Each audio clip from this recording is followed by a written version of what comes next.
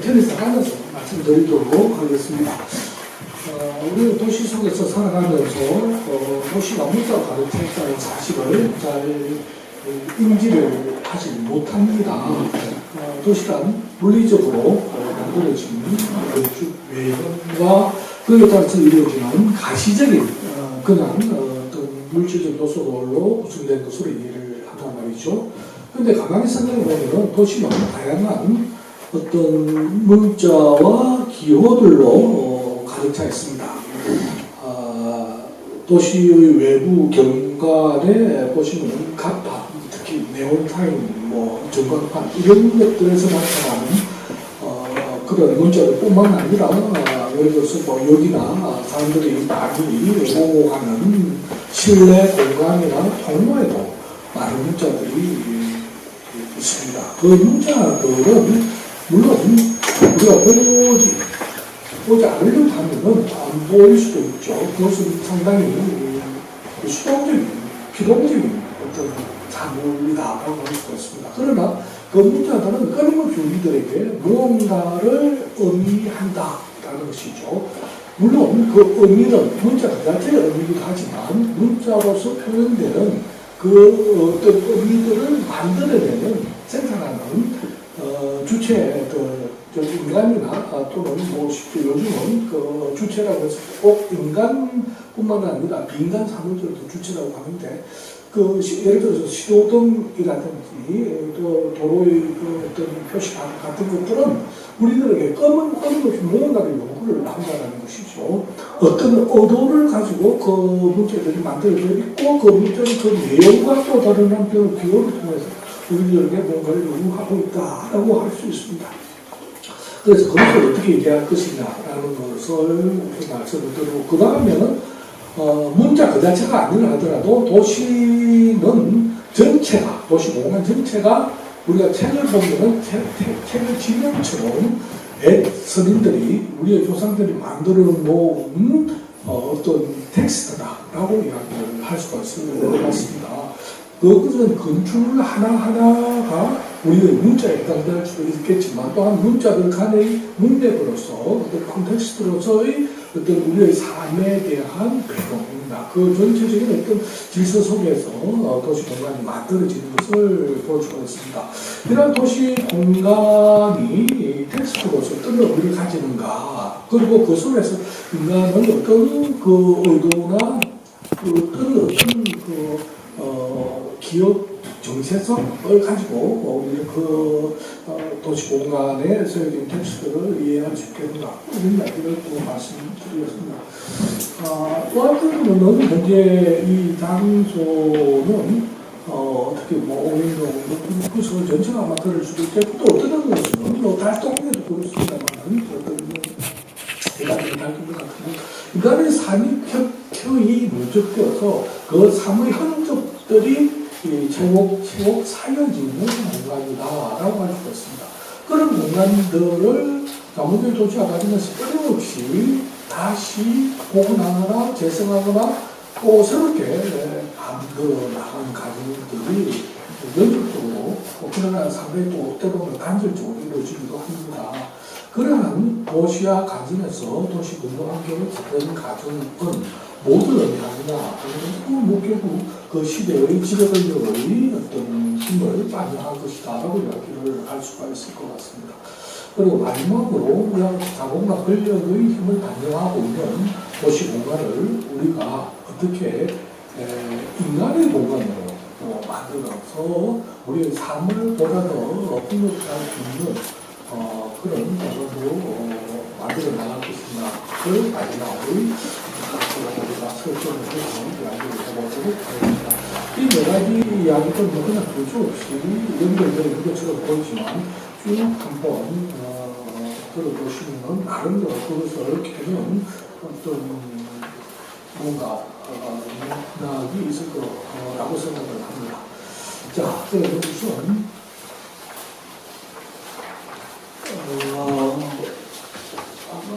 잘 안 보일 것 같아서 자료를 쓰신 분은 자료를 보고 봐주시면 좋겠습니다. 어쨌든 우리가 살아가면서 우리 주변에 많은 문자들이 있다는 사실을 새삼스럽게 깨닫게 됩니다. 그것은 간판이나 명사물 사이에서의 문자들이 우선적으로 드러나지고, 물론 뭐 직접적으로 볼 수 있는 책이나 신문이나 또는 인터넷이나 휴대폰의 문자를 또 항상 우리 주변에서 끊임없이 그 자신들의 어떤 의미를 표현하기 위해서 노력하지만, 특히 도시 경관에 나타나는 쓰는 간판과 명사인과 같은 것들입니다.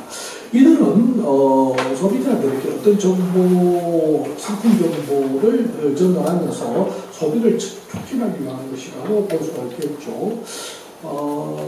가구에도 예를 들어서 뭐 이 가게는 요감이다, 이 가게는 무거다라고 표현하는 그 상호라든지 이런 것들이 있었겠지만, 특히 그 상품의 내용들에 대해서 직접적으로 설명하는 것은, 우리가 조금 전에 이제 그 앞에 말씀해 주신 분이 과자 상품의 도단계 특징 문자를 쭉 읽어주셨는데, 아주 다양한 톤으로 읽으셨기 때문에 그것이 마치 모든 것들이 통제되어 있는 그런 문자로 보여지지만, 또 한편은 그것은 어떻게 생각하면 굉장히 아주 강력한 자기 자신에 대한 호소를 요구하고, 그러면서 인간의 욕구를 완전히 왜곡시켜 나가고 허위적인 어떤 욕구와 가임 소비를 촉진하는 그런 광고라고 할 수가 있겠죠. 그것을 인간이 어떻게 통제하느냐의 문제로 우리가 이제 앞선 퍼포먼스를 봤다면, 그 자체로서 일단 우리가 본다면 이게 상당히 도시 민간을 의지를 펴고 무질서하게 보입니다.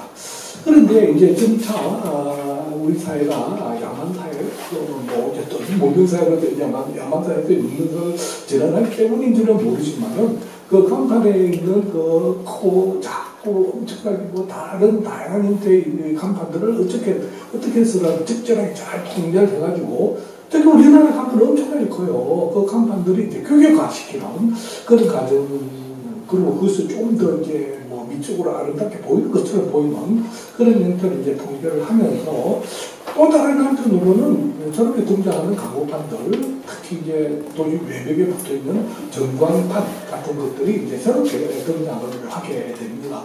이런 화려한 스펙터클이 과연 무엇을 의미하는가? 한편으로 통제되어서 인간의 야만스러운 그 광고와 통제되는 어떤 교육과의 문제로 바뀌어 나가긴 하지만, 결국은 그것이 어떤 형태로든 인간의 논리보다는 자본의 논리에서 통제되었다는 사실을 다시 한번 생각할 필요가 있습니다. 이 부분에 대해서 다시 좀 더 말씀드리겠고요.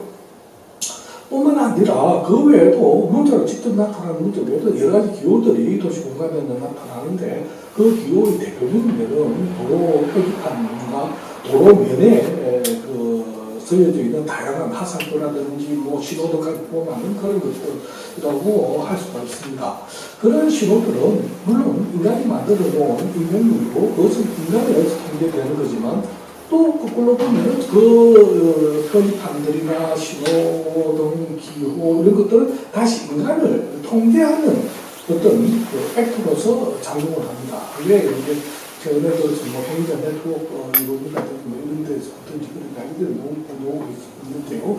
그런 사물들은 비인간임을 불구하고 인간을 통제하는 형태의 어떤 사회적 질서를 만들어낸다라는 것이죠. 이런 질서들은 결국은 인간이 과거에 도구라든지 인간의 개인적 관계 속에서 이루어졌던 그런 공간들을 기계와 인간 간의 관계로서 새롭게 만들어 나가고, 결국 궁극적으로 기계 공간이 이 도시 전체를 그렸고, 거의 좋게 말하면 자동차 문화라고 하지만, 그것은 결국 기계 공간으로 인간 공간을 대체시켜 나가는 그런 과정이다 라고 이야기를 할 수가 있을 것 같습니다. 그리고 이런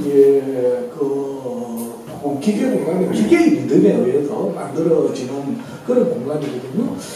리듬이라고 하면은 시공간 속에서 나타나는 다양한 어떤 그 율동을 말하는 것이죠.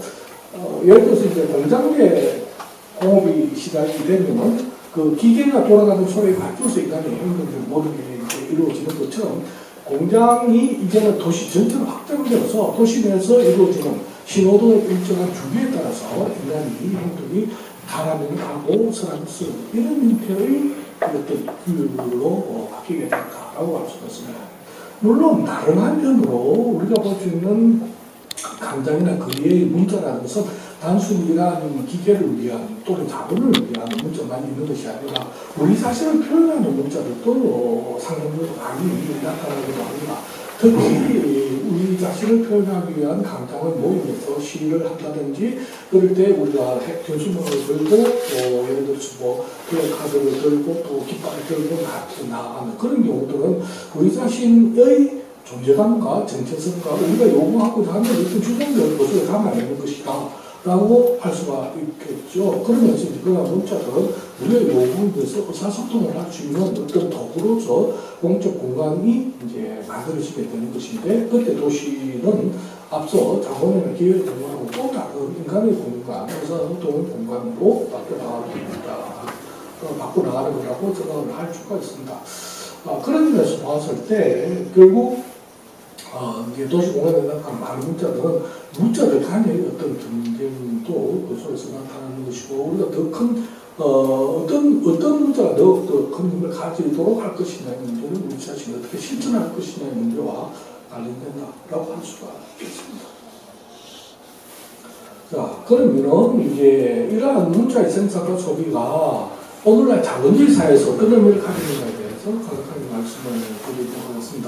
최근에 들어서 정보통신 기술이 엄청나게 발달했고, 한편으로는 이러한 기술 혁신과 정보통신에 근거해서 새로운 경제체제, 즉 지식기반 경제로 우리의 경제를 전환하고 있다. 이렇게 생각을 하고 있습니다. 즉, 과거의 물질 생산보다도 지식이라든지 이미지, 정보, 메시지 이런 것들을 생산하고 소비하는 경제의 어떤 부분이 그만큼 더 확장되었다, 엄청나게 확장되었다라고 할 수가 있습니다.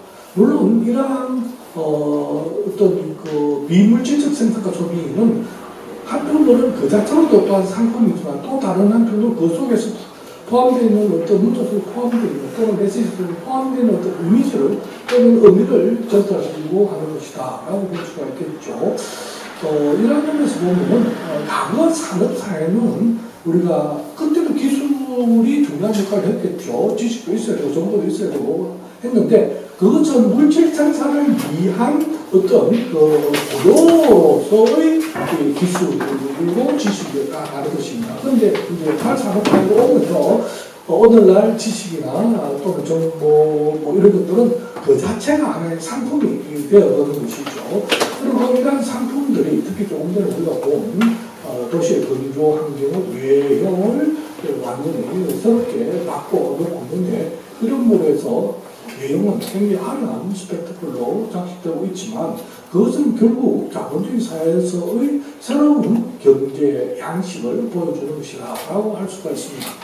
과거에는 물질적 생산이 주를 이루었을 때 주로 그 생산하는 상품들은 공장에서 생산이 되었습니다. 그리고 그것이 이제 중간까지만이 되고 가정에서 소비되는 과정을 거치게 되는데, 이 비물질적 부분들의 생산은 물론 이제 상품의 포장지 같은 데 포함되어 있는 문자들은 물론 생산 현장에서 공장에서 만들어져서 가정으로 전달되겠지만은, 예를 들어서 전광판에 나타나는 그 문자들은 그 자리에서 막고 생산되고, 물론 그 전에 주물의 알고리즘이나 등등 이렇게 전자 게시판에 나타나도록 하는 사전 작업을 하긴 했겠지만, 그 작업이 실제로 실행되는 것은 전광판 자체에서 막도록 그때그때 순간적으로 생산이 되고, 또 그것을 그 옆을 지나가는 사람이 그것을 보고 막바로 소비하는 생산과 소비가 동시에 이루어지는 그런 형태를 취하게 됩니다.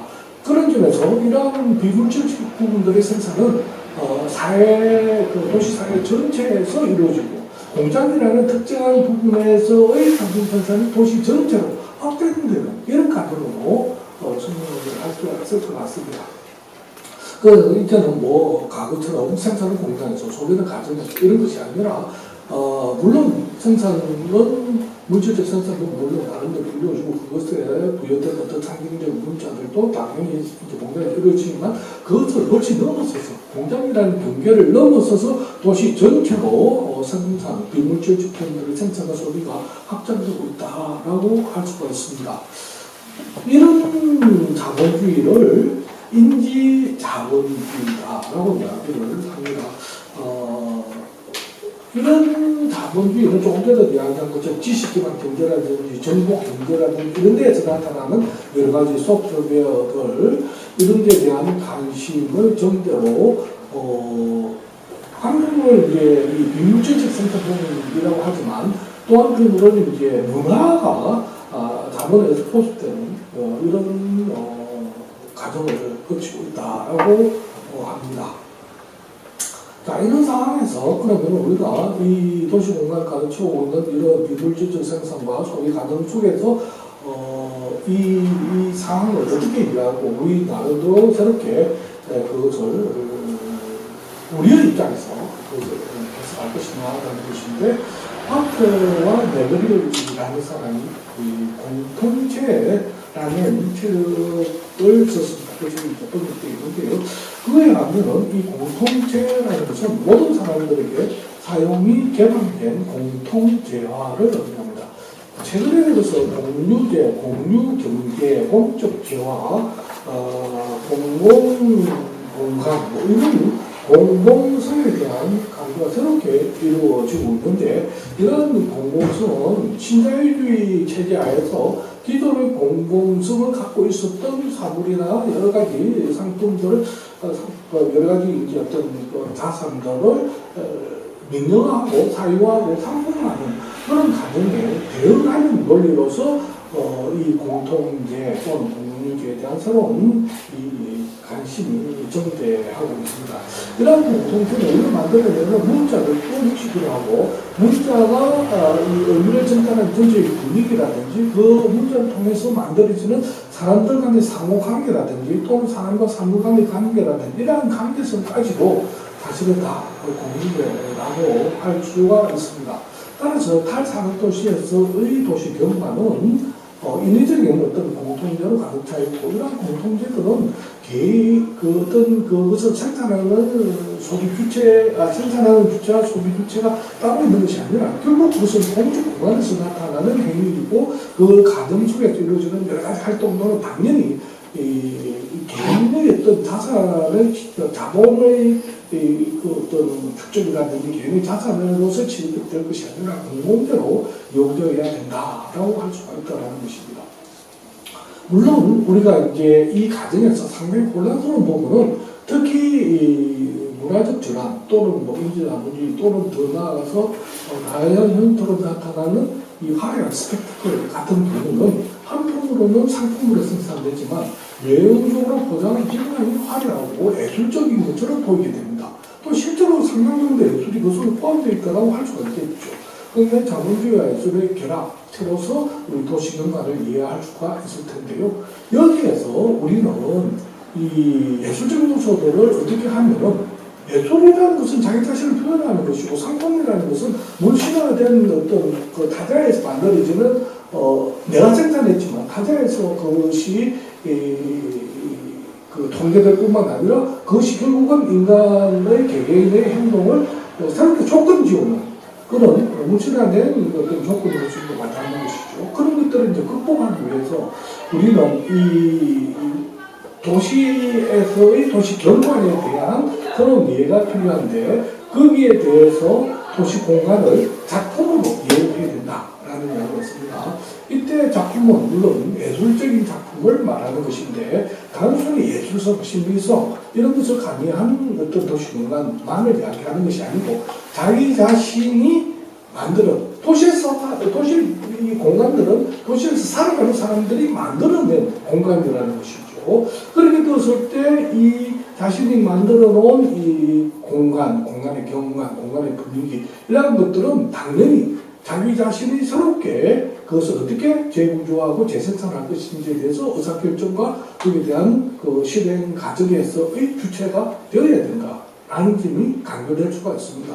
그런 점에서 도시공간은 우리가 만들어 놓고 자본에 의해서 외적으로 조건 지어지는 이런 물질화된 공간이 아니라 우리 스스로가 이 공간에 대한 통제권을 가지고 거기에 대한 참여와 새로운 재구성에 대한 어떤 권리를 가진다라는 점에서 주장하는 게 도시에 대한 권리의 개념입니다. 따라서 이런 도시의 권리의 개념은 이제 현재 어느 정도 진행되고 있는 그 탈산업사회에서의 저런 모던한 이 도시 공간을 새롭게 이해하고 우리의 입장으로 도시를 새롭게 건설하고자 하는 어떤 노력의 중요한 개념을 적어본다. 이렇게 이야기를 할 수가 있겠습니다. 자, 여기까지가 첫 번째 이야기인데요. 생각보다 시간이 많이 걸렸는데, 가능하다고 빨리빨리 진행을 하도록 하겠습니다. 다음은 도시경관에 관한 이야기입니다. 도시경관이라는 그 내용에 보이는 어떤 형태와 그 가시적인 어떤 모양을 말하는 것을 이해를 할 수가 있는데요. 근데 도시경관은 단순히 내용적 형태만 있는 것이 아니라, 즉, 물리적 형태에 덧붙여서 우리가 도시 건축물을 만드는 이유는 사회적으로 활용하기 위한 것이죠. 사회적 활용과 기능이 있습니다. 또한 거기에는 과거에는 그렇게 많이 강조하지는 않았지만 그러나 여전히 과거에도 물론 왕궁과 같은 것은 굉장히 상징적 의미를 가지고 있었다는 것이죠.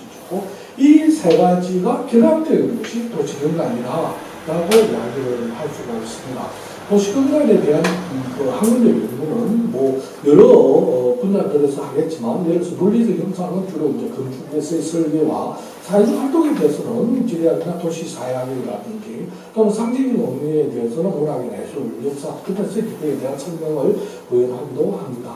이처럼 도시경관은 세 가지 유형으로 구성되어 있는데 각 시대별로 이제 도시경관에 대한 연구가 발달하고 가면서 특히 이 세 가지 요소들 중에서 특히 과거에는 물리적 형상만 강조하다가 또는 이제 예를 들어서 모던한 건축 양식에서는 주로 사회적 활용에 대한 이야기를 하다가 그것을 넘어서서는 포스트 모던한 어떤 건축 양식으로 보면 보다 더 상징적인 이미지가 더 강조된다든지 이런 식으로 해서 그 경관에 대한 이해가 점차 달라진다, 변화한다, 이렇게 확장된다, 이렇게 이야기를 할 수가 있을 것 같습니다. 특히 최근에 들어서는 이러한 이제 도시의 경관에 대해서 문화적인 측면에서 연구하는 것이 보다 더 의미를 가지게 되었고, 그러나 그때의 문화라는 것은 단순히 아까도 말씀드린 것처럼 비물질적인 어떤 형상, 어떤 비물질적이지만 그건 실제하는 것으로서 유물론적인 사고를 해야 된다라고 하는 문화 유물론적 사고나 그 외에도 도시경관을 어떤 정체성이나 기업 관련시켜서 그렇게 결국 도시경관은 외적 대상이라고 흔히 생각을 하지만 그것은 단순한 외적 대상이 아니라 그것은 객관적인 경험이고 자신의 주관에 의해서 새롭게 재생산되는 부분으로 이제 경관을 이해하는 이런 움직임도 있다고 할 수가 있습니다. 자, 그럼 특히 제가 여기서 일단 문자에 관한 이야기이기 때문에 그래서 우리 나름대로 이해되기 때문에 도시경관을 텍스트로 이해하는 것입니다. 우리는 텍스트가 누군가가 쓴 것이고 또 다른 한편으로 또 쓴 그 텍스트를 우리는 그것을 읽는 사람으로서 또 나름대로 의미를 가집니다. 뿐만 아니라 이 텍스트는 그 저자가 그 시대적 조건에서 그 시대의 사회경제적 조건에 의해서 그 저서를 썼겠죠. 그러면 이 저서는 그 사람의 개인적인 상황만 반영하는 것이 아니라 그 시대적 상황도 반영하는 것입니다. 뿐만 아니라 우리가 그 텍스트를 해석하고 이해하고자 할 때는 그 읽는 독자의 입장, 주관 뿐만 아니라 그 독자가 처해 있는 시대적 배경 속에서 거치게 되는 것이죠. 그러니까 이 텍스트를 해석한다는 것은 이중삼중으로 굉장히 복잡한 과정 속에서 그 내용들이 이해될 수가 있다라고 할 수가 있습니다. 이렇게 되었을 때 우리는 텍스트를 단순히 물질적 경관에 강행된 물질적 경관 또는 기호 그 자체라기보다 그 사업에 포함되어 있는 어떤 상징적 의미로서의 그 어떤 것으로 이해를 하는데 특히 경관은 나름대로 자기 시각의 이미지를 가지고 있습니다. 그러면서도 그것이 가지고 있는 어떤 텍스트로서의 의미, 예를 들어서 경복궁이 남산을 바라보고 있을 때 강변 풍수지리에 따라서 어떻게 되어 있다 뭐 이런 이야기를 한다든지, 예를 들어서 왼쪽으로 뭐가 있고 오른쪽으로 뭐가 있다 이런 식의 어떤 사회적 과거의 사회적 질서가 그 속에서 포함되어 있는 도시 경관의 배치 이런 것들을 이제 이해를 한다라고 할 수가 있습니다. 근데 뭐 텍스트로서의 이제 도시에 대한 이해는 이미 상당히 많이 지나간 게 아닌가 싶습니다. 그러고 난 다음에 이제 특히 이제 기능적 측면에서 과거 도시의 정립을 보았던 모든 건축 양식에서 포스트 모던 건축 양식으로 지나는 특히 이러한 상징적인 것에 대해서 그것을 재현하고자 하는 사람들에게 중요한 의미를 가지는데 이러한 포스트 모던 경관이 실제로 과연 의미 있는 예술적인 심리적인 그런 도시 경관인가에 대해서 설명을 할 때 포스트 모더니티의 조건에 대한 합의의 해석에 하면 그 포스트 모던 건축이라는 것도 결국은 포스트 포디즘 체제 하에서 만들어지고 있는 저런 건축 양식을 바르고 그 시대의 문화적 족부로 나타내는 것인데 이 경관들은 예를 들어서 이제 디즈니랜드라든지 뭐 백화점 안에 실내 그런 건축물들을 보면은 결국은 일상적으로 자기 생활하는 그 공간을 떠나서 완전히 새로운 자본의 유토피아라고 할 수 있는 이런 저런 환상적 공간을 만들어내서 이걸 일상생활로부터 인간을 괴리시키는 이런 것을 한다 이런 이야기를 할 수가 있습니다. 어쨌든 이런 도시경관에 대한 이해에서 결국은 우리가 이 경관에 반영되어 있는 힘이라는 것은 그 텍스트를 쓴 저자 또는 어떤 경관을 만들어내는 건축가 그 개인의 어떤 주관이나 의도가 반영되어 있다는 경우도 있지만 그 시대에서의 어떤 정치적인 또는 그 시대의 경제적인 힘을 반영한 거다라고 할 수가 있겠습니다. 특히 이제 도시경관에 대한 최근의 연구 경향은 경관 그 자체가 이렇게 처해져 있는 장소 그리고 그 장소와 관련되어 있는 정체성과 관련시켜서 많은 연구를 하고 있습니다. 특히 이런 경관은 그 경관이 일상생활 속에서 항상적으로 이제 보고 그 경관을 통해서 생활하고 한다는 점에서 한편으로는 사회적 활용과 또 다른 한편으로는 자신의 주관적인 어떤 그 체험이 그게 녹아 있는 그런 것이 되는 것이죠. 그런 것을 보면은 거기에 대한 어떤 정체성과 가치관을 가지게 됩니다. 그런데 문제는 처음에 그 경관을 만들어낸 사람들의 어떤 정체성과 어떤 가치관에 이제 때로는 이제 뭐 재개발, 재생 뭐 이런 종류로 그것이 이제 다시 새로운 형태로 경관을 바뀌게 되기도 합니다. 이런 경관에 대해서는 이제 어떻게 이해하느냐라는 것인데, 예를 들어서 우리가 이수진 장군의 동상이나 또는 세종장의 동상이 서 있는 세종도를 볼 때 그것에 대해서 기본적으로 우리는 우리 국가의 과거 역사의 위대함을 이해하고 그것이 가지는 사회적 집단적인 어떤 정체성, 사회적 통합을 강조하는 것으로 이해를 할 수가 있습니다. 그것은 한편으로는 이순신 장군과 세종대왕이라는 이런 인물을 통해서 그 정체성을 가지도록 하는 것이지만 사실은 그것을 그것에 만들어 놓은 사람들, 박정희나 이명박이 있다는 것을 본다면 그것은 그 사람들의 정치적인 권력을 그것에 실현시키려는 그러면서 사람들을 통제하고자 하는 그런 수단에 불과하다고 또 볼 수 있다는 것이죠. 그런 점에서 우리는 어떤 사물들이 가지는 어떤 이율배반적인 조건들을 계속적으로 생각을 하면서 어떤 사물들이 받아들인다고 할 수가 있습니다. 그에 비해서 예를 들어서 뭐 청계천에 복원하면서 전태 동상이 조그맣게 서 있습니다. 그런 것들은 그 장소가 과거에 무엇이었던가를 이해할 수 있도록 해주는 어떤 아이코노그래피라고 이야기하는데 어쨌든 그 나름대로의 상징성의 뜻을 포함합니다라고 할 수가 있겠죠. 특히 이러한 이제 전체적인 전체의 상황 같은 경우는 결국은 그 지역이 과거에는 어떤 장소에서 사용되었고 그곳에서 어떤 일이 있었는지에 대해서 알려주는 그런 면에서 그것만이 끝나는 것이 아니라 그것을 통해서 그렇게 우리는 어떻게 해야 될 것이며 앞으로 어떻게 나아가야 될 것인가에 대한 기억을 만들어주고 또 그것을 되살려주고 앞으로 전망에 대한 그 기획이 안정되는 새로운 어떤 경감을 만들기가 한다라는 점에서 이제 의미를 가질 것이라고 보겠죠.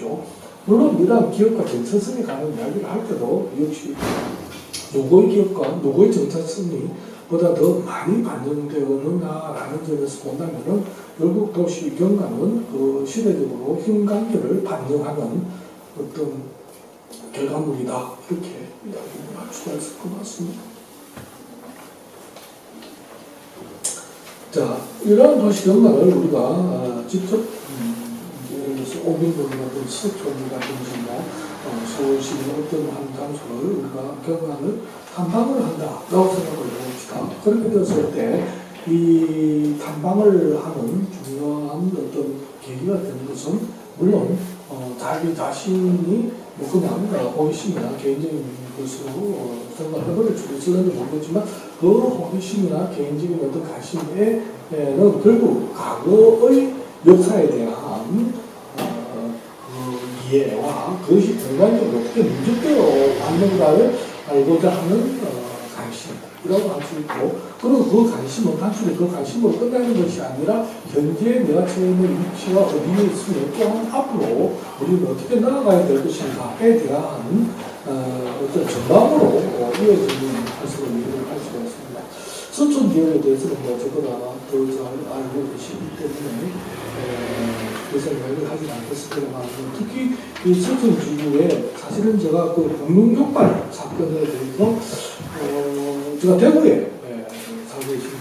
잘 TV에서 이 사건이 있었다라는 것을 알고 있었지만 그 지역이 과연 어떤 지역인지에 대해서는 잘 알지 못해서 사실은 이 오기동 지역을 제가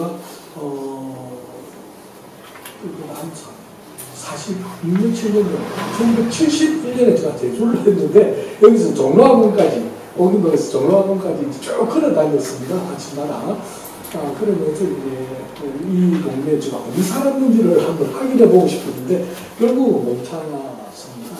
근데 어쨌든 뭐 그건 그렇다더라도 결국은 어떤 장소라는 것은 그 장소의 가장 외부에 있는 그 표피만 있는 것이 아니라 그 밑에는 천천히 살려져 있는 과거 역사들이 잠재되어 있고, 그것을 통해서 일깨워주는 것은 이제 인간의 기억이고, 그 기억은 역사와 달리 자신의 어떤 체험을 통해서 만들어진 것이고, 뿐만 아니라 이거는 적용화된 역사, 문제로 써야되는 역사라고 보다는 자기의 기억 속에 파편적으로, 단편적으로 언제든지 그 주관의 어떤 새로운 어떤 재해석을 통해서 이제 등장하는 것이 기억이다라고 할 수가 있는데, 이런 기억들을 새삼스럽게 또 오르게 하는 게 이 기억 오르는 것 같습니다.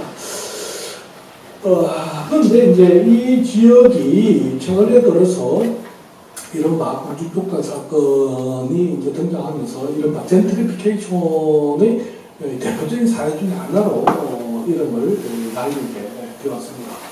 그런데 젠트리피케이션이라는 용어를 이해하기 전에 우리가 그동안의 도시의 어떤 재개발의 역사, 또는 도시 재생의 역사를 생각해 보면은, 예를 들어서 어떤 역사적 지역에 대해서는 과거 청계천 도보사업이라든지 동네 운동장 주변에서의 재개발 사업 같은 것들이 대표적으로 볼 수가 있을 것 같고, 그 외에도 뭐 예를 들어서 인사동에서부터 홍천에 여기까지 서촌까지 포함해서 이런 것들이 이제 의도적으로 지자체나 정부 의도적으로 이제 재개발을 하는 경우도 있고, 또 어떤 경우는 상당히 이 자연적인 프로세스를 통해 가지고 어떤 지역이 예를 들어서 대학로 같은 경우 뭐 심각한 젠트리피케이션이 이루어졌다 하는데, 그런 지역은 물론 그 지역에 대한 어떤 경과 발전식으로 저희 지정이라든지 이런 것들이 등등 있고, 그런 것들이 진행된 부분도 있겠지만, 어떤 경우는 이제 자연적이고, 또 어떻게 자연적이라고 하는 이렇게 절차적으로 그냥 비정식적으로 이루어지고, 정식적으로 이루어지는 그런 부분도 있긴 하는데, 어쨌든 이런 과정 속에서 그것이 정부의 정책에서 의도되었던 그렇지 않든지 간에 결론적으로는 자본주의 사회에서 신자유주의적인 도시 경관의 재편 과정을 반영하고 있다라고 할 수가 있습니다. 그렇게는 기본적으로 이제 이 신자유주의가 추구하는 도시 경관의 변화는 창조적 파괴라는 개념으로 이해가 될 수 있는데, 이 창조적 파괴는 물론 슈페트라는 사람이 기술적인 부분에서 이야기한 것을 데이비드 하비가 이쪽으로 끌고 들어가서 설명을 하는데, 결국은 도시 재생이든 도시 재개발이든 어떤 형태의 도시의 경관의 변화든지 간에 그것을 한편으로는 파괴하는 경우와 파괴하는 계기와 또 다른 한편으로 창조하는 계기가 동시적으로 이제 진행이 되는 것이죠. 그러니까 파괴되는 것은 무엇이냐? 결국 약자가 파괴되는 것입니다. 저렇게 만들어지는 것은 강자가 만들어지는 것이다 라고 이해할 수 있는데, 이때 약자라는 것은 노화되는 것, 그 다음 효율성이 떨어지는 것, 힘없는 것, 이런 것들이 다 약자라고 할 수가 있고, 이런 것들은 이제는 도시를 유물로서 물러다 버리고 사라져버리는 것이죠. 반면에 보다 더 강하고 효율적이고 보다 더 자본의 축적 과정에 더 큰 도움을 주고, 이런 것들이 이제 저렇게 없어지고, 그런 것들이 또 살아남고 그걸 힘을 대변하게 되고, 이렇게 된다고 할 수가 있습니다. 최근에 들어서는 기존의 도시 재개발보다는 도시 개성으로 바꿔서 나가야 된다 이런 이야기를 하는데요. 과거의 도시 재개발이든 또는 지금 정부도 추진하고 있는 도시 재생이든지 간에, 이것은 과거의 조금 전에 제가 말씀드린 창조적 파괴 그 자체를 전혀 벗어나지 못하고 있습니다. 그것을 우리가 과거의 어떤 노한 것, 비효율적인 것, 이런 것들은 이제 대체하는 새로운 것을 만들어내는 과정이라는 점은 항상 새로운 것은 좋다, 더 효율적이다, 합리적이다라고 생각을 할 수 있을지는 모르겠습니다만, 그것은 도시 대열이나 도시 대청은 다 마찬가지다라고 할 수 있는데, 이 차이는 도시 재개발은 과거의 권위주의 정부가 일방적으로 모든 것을 다 철거해버리고 여기에다가 강제로 새로운 것들을 이식시키는 과정이고, 이로 인해서 가격이 폭등하고 투기에 반대하는 그런 진물들이 일어나고 하는 것들이었죠. 농산 사태가 대표적으로 마지막 단계일지는 모르겠습니다만 그런 그 모습을 보여줬고, 반면에 이제 도시 재생이라고 해서 이러한 도시 재개발에 대한 부작용, 특히 철거 반대에 대한 어떤 문제점들이 사회적으로 이슈가 되니까 지역 주민들을 보다 더 적극적으로 참여시키는 형태로 사업을 진행하자라는 것입니다. 물론 그것이 좀 더 민주적이고 또 나름대로 좀 더 뭔가 이 소규모로 진행됐을 때 그 저항이 적거나 또는 그것이 지역 주민들에게 그만한 일이 갈 수 있을런지는 모르겠는데, 실제로는 이 도시 재생도 나름대로 우리 자신이 지금 이 시대에 겪고 있는 어떤 딜레마를 반영한 것이라고 볼 수가 있겠죠. 그런 도시 재생은 여전히 기존의 것을 사라지게 하고 새로운 것을 만들어내는 과정인데, 항상 기존의 것들은 사라지는 것들은 약한 것들이고 새롭게 등장하는 것은 강한 것들이다, 이렇게 생각했습니다.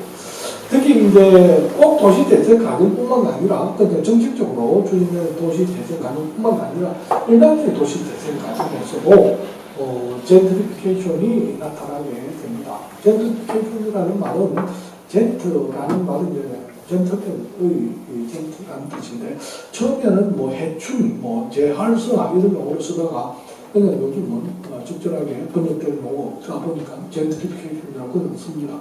이 젠트리피케이션은 우리나라 말로 번역될 때는 둥지 내몰림이라고 번역이 공시가 되는 것처럼 보이는데, 근데 실제로는 젠트리피케이션이라는 말 그 자체는 새로운 중산층이 도시 내부로 돌아오는 과정으로 설명을 합니다. 그렇기 때문에 젠트리피케이션이죠. 그런데 이게 이제 사람이 돌아오다, 특히 이제 미국에서 이 젠트리피케이션이라는 용어를 사용했을 때는 교회화되었던 사람들, 그렇게 원래는 도시가 조만했을 때는 이제 도시 내부에서 살았다가 도시가 커지면서 도시 내부의 공동화 현상이 생기는 대신에 이제 교회로 나가게 됩니다. 교회로 나간 사람들은 교회에서 이제는 생활이 상대적으로 도시 공간이 너무 이제 확장되다 보니까 거리가 멀고 시간도 많이 걸리고 또 여러 가지 물질산 단계별로 인해서 도시 교회에서 느끼는 쾌적한 환경을 더 이상 확보하기가 어렵게 되고요. 이 사람들이 다시 도시로 내부로 들어온다, 이렇게 이제 보는 그런 견해가 있는 반면에, 결국은 이것도 지뢰의 문제다, 자본의 문제다라고 설명하는 사람이 있습니다. 특히 이제 닐 스미스 같은 사람은 대표적으로 이것은 이 지뢰가 공동화 되는 과정에서 상대적으로 이제 기카나 인도가 묶여 있는 상태에서 기본적으로 그 공간은 상대적으로 이제 접근성이 높고 통행량이 많기 때문에 충분히 높은 지뢰를 받을 수 있는 것은 전제로 되어 있는데 이게 이제 실제로 사람들이 들어오고 그 지역이 새롭게 재개발되고 재활성화되면서 그 지대가 그 임대료가 실제로 현실로 이제 활성화되는 것이죠. 실현되는 것이죠. 이걸로 이제 자본이 들어오는 것이다. 이렇게 하기도 합니다. 그런 점에서 봤을 때 이제 미국은 자본의 축적 가능으로 이제 젠트리피케이션을 수행하는 사람도 있고 있습니다. 물론 이러한 젠트리피케이션은 뭐 서양의 젠트리피케이션과 우리나라의 젠트리피케이션이 어떻게 다른가, 또 어떤 지역에서 그것은 주거목 또는 상업목, 관광목적으로 이루어진 다양한 형태의 그 과정 속에서 각각은 어떤 다른 특징과 어떤 공통점과 그 특징을 가지고 있다를 설명하는 다양한 이론들이 있습니다. 어쨌든 기본적으로는 이 젠트리피케이션 역시 기존의 지역 주민들은 쫓겨나가고 새로운 중산층들이 새로운 어떤 주민들 그 지역을 차지하는 과정이고 기존의 어떤 시설이나 토지 이용이 이제 해체되고 새로운 토지용과 경관이 이제 창조되는 것을 말하는 것이죠. 그런데 젠트리피케이션이 없는 도시 대생이 가능한가라는 의문이 요즘 도시에 계속 나오고 있습니다. 그것은 이게 이제 율배반적인데 도시 대생이라는 것은 아까 지금 이야기한 것처럼 넓은 것을 멀고 새로운 것으로 바꿔나가는 과정이죠. 근데 문제는 시설이나 도시 경관이나 물질적인 어떤 건조 환경 그 자체는 바뀌어져야 된다고 사람들은 생각을 하는 것 같아요. 근데 그게 바뀌면은 당연히 소유나 이용의 주체들도 이용을 이용하는 사람들도 바뀌어야 되는 거라는 것이죠. 그런 점에서 이제 우리는 한쪽으로는 사람은 안 바뀌고 또 그러면서 이제 경관 뭔가 저렇게 막 바꿔나가는 이런 어떤 딜레마적인 상황에서 젠트리피케이션이 없으면서 도시 재생을 하려는 노력을 하게 됩니다. 그런데 결국은 누가 해야 되느냐? 새로운 것을 바꿔나가고 보다 해결주고 토지 이용을 보다 합리적으로 해나가는 것은 꼭 그것이 자본적인 노력이 아니라 하더라도 인간적인 삶에 있어서는 필요한 부분이라고 저는 생각을 합니다. 그런데 문제는 이게 이제 그 과정에서 이용과 소유, 자별의 어떤 집단이 바뀌어야 되는 거죠. 그런 데는 어떻게 해야 되느냐? 그곳에 살고 있는 사람이 직접 그게 도시 재생이나 도시 경관의 주체가 되면 소유나 이용권을 변화 없이 시설을 바꿔나가는 작업이 과연 가능하겠느냐? 이것이 우리에게 주어진 질문이다라고 할 수가 있겠습니다. 자, 그런 면에서 우리는 제한적인 경관과 장소를 어떻게 만들어 나갈 것이냐라는 것입니다. 기존의 도시공간이라는 것은 결국은 그 시대 또는 과거의 사회 공간을 지배했던 권력, 경제적, 정치적 힘의 결과물이다라고 할 수가 있습니다. 만약 그렇다면 이러한 대안적 경관과 공간의 장소는 당연히 이 지배 권력의 메커니즘으로부터 벗어나 있는 것이어야 될 건데 그렇게 되었을 때 어떤 대안적 공간을 생각할 수 있겠느냐라는 것을 우선 현대 철학자들의 이야기를 불러서도 이야기할 수 있겠죠. 하이데거라든지 푸코라든지 이런 사람들이 말하는 어떤 대안. 하이데거는 예를 들어서 거주하기를 통해서 새로운 장소를 만들어내야 된다라고 이야기를 하지만 실제로 그것이 어떤 장소인지에 대해서는 전혀 이야기를 하지 않습니다. 푸코는 헤테로토피아를 이야기합니다. 헤테로토피아라는 말 그 자체가 이미 기존의 질서 속에서 합리화되어 있는 그 과정에서 벗어나 있는 공간을 말하는 것인데 그 벗어나 있는 공간이 그렇다면 비합리적인 공간인가? 혹은 어떤 형태의 어떤 모습으로 나타난 공간이어야 될 것인가에 대해서는 논란이 있는 것 같습니다.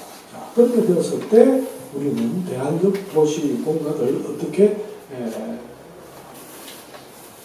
만들어내느냐라는 것인데 우선 저 생각에는 일단은 이 현재의 경관과 장소를 만들어내는 정치 권력과 경제적 자본의 힘이 어떻게 작동하느냐 하는지에 대해서는 일단 알아야 된다.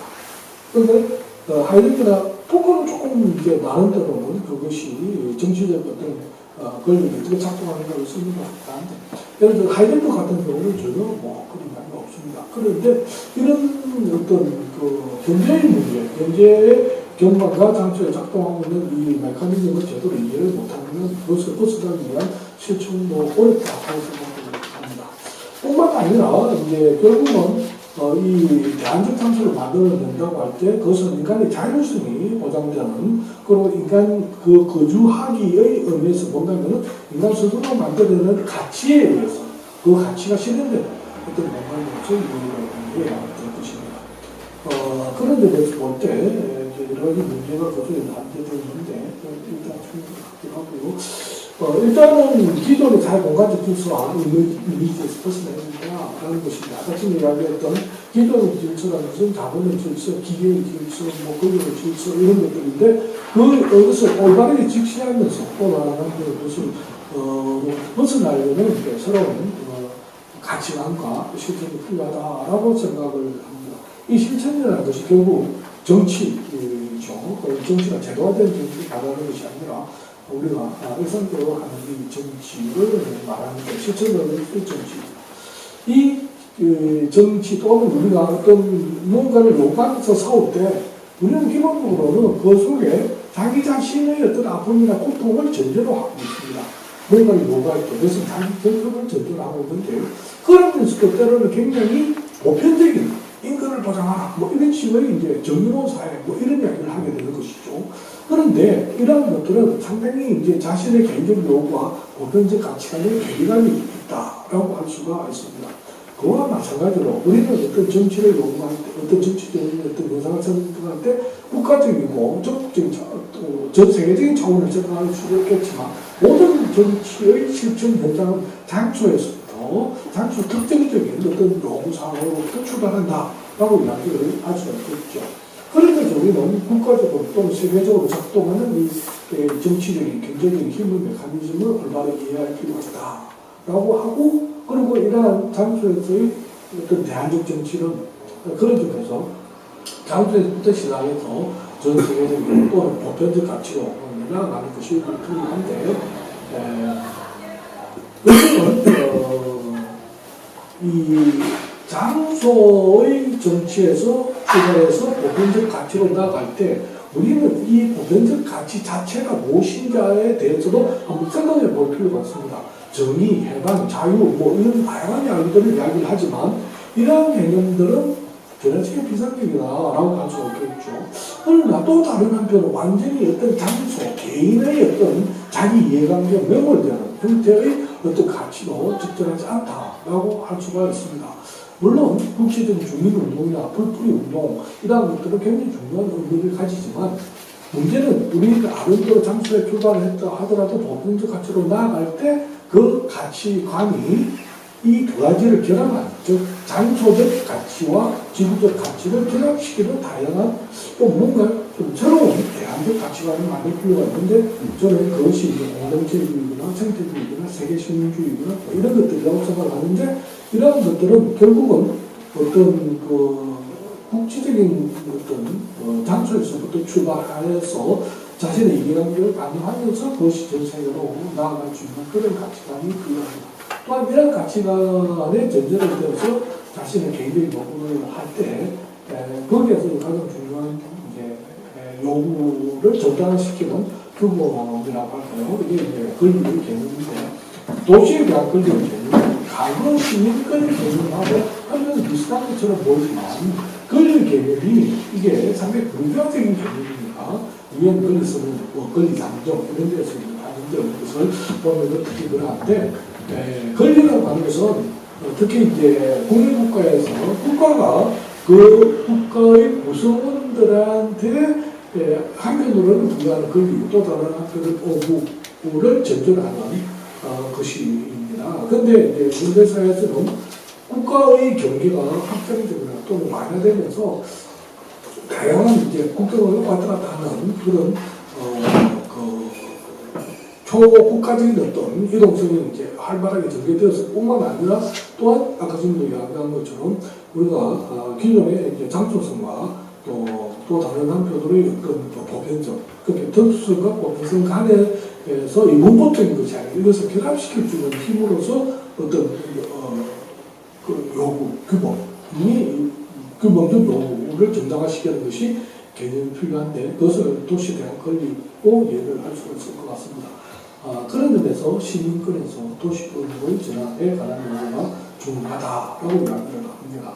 시민권은 국가가 부여하는 것이라고 했는데 그럼 그때 국가는 대체 누구냐라고 이야기를 하겠지만 도시권의 개념은 도시권은 자기 자신에게 부여하는 것이고 자기가 생산하는 도시에 대해서 도시 경관과 장소에 대해서 앞으로 그 도시를 그 경관과 장소를 다시 재생산하기 위해서 직접적으로 자기가 의사결정을 참여하고 실천해 나가는 과정으로서의 도시에 대한 권리, 그리고 그것은 자기가 스스로 만들어내었기 때문에 작품이고 예술품으로서의 도시로 만들어 나가는 권리가 우리에게 필요하다, 이렇게 이야기를 할 수가 있을 것 같습니다.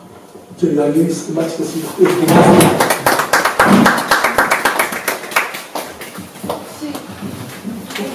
질문이나 네. 우리 조금 한 5분만 있어야겠죠?